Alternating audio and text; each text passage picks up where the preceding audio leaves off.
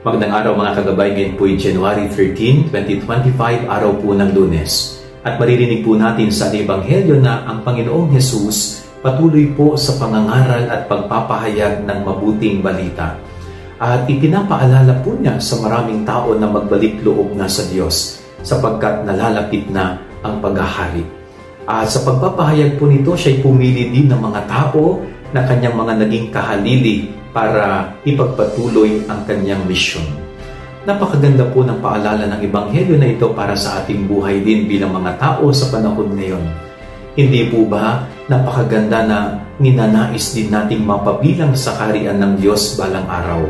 At paano mangyayari yun na tayo mapapabilang?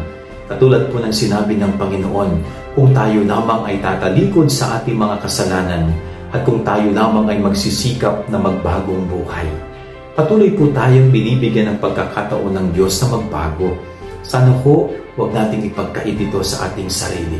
Yan ang ating gabay-aral ngayong maghapon. God bless po sa inyo lahat. Pagpalain kayo ng Panginoon.